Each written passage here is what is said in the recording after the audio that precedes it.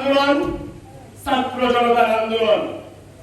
আমাদের মুজাহিদ তিনি বলে গিয়েছেন যে যুব অধিকার, ছাত্র অধিকার পরিষদ এবং গণ অধিকার পরিষদের বিভিন্ন অঙ্গ সংগঠনের নেতৃবৃন্দ কিভাবে রাজপথে থেকে পুলিশ সামনে থেকে এই স্বৈরাচারকে পতন ঘটিয়েছে। আমি নিজে যাত্রাবাড়ি এলাকায় দীর্ঘ 10 থেকে 12 দিন এই আন্দোলনে সামনে ছিলাম।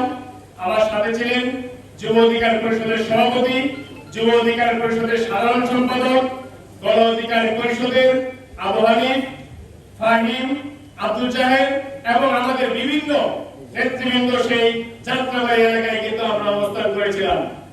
সেই যাত্রাবাড়ি ছিল স্বাধীন বাংলাদেশের ভিতরে আরেকটি স্বাধীন রাষ্ট্র, পুরো বাংলাদেশ থেকে বিচ্ছিন্ন ছিল। সেখানে সবচেয়ে বেশি এই 2024-এর পুনর্বাসন আন্দোলনে সবচেয়ে বেশি যেখানে নিহত হয়েছে সেই স্পটটি হচ্ছে যাত্রাবাড়ি, এবং সেখান থেকে মূলত এক বিরাট আন্দোলন সংগঠিত হয়। সেই আন্দোলনে আমাদের সংগঠনের নেতৃবৃন্দ সশরীরে অবস্থান করে এবং পুলিশের প্রতিরোধের মুখে, গুলির মুখেও কিন্তু তারা সেই আন্দোলন সংগ্রাম চালিয়ে যায়। সংগ্রামে উপস্থিতি, আজকের এই সভা থেকে বলতে চাই, প্রতিষ্ঠা বার্ষিকী থেকে আমরা আগামীর বাংলাদেশ, একটি সুন্দর বাংলাদেশ, সংস্কারের বাংলাদেশ আমরা বিনির্মাণ করতে চাই। দীর্ঘ 53 বছরে এদেশের মানুষ স্বাধীনতার যে স্বাদ সেটি কিন্তু তারা পায়নি, না পেয়েছে স্বাধীনতার স্বাদ, না পেয়েছে প্রকৃত উন্নয়ন, কোনো কিছু এই দেশের মানুষ পায়নি।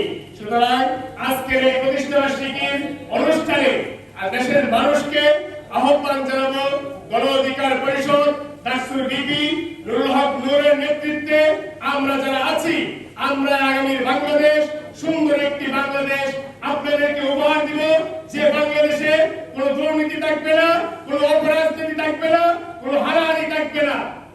সংগ্রামী উপস্থিতি, আমরা সম্মিলিতভাবে আগামীর একটি বাংলাদেশ বিনির্মাণ করতে চাই।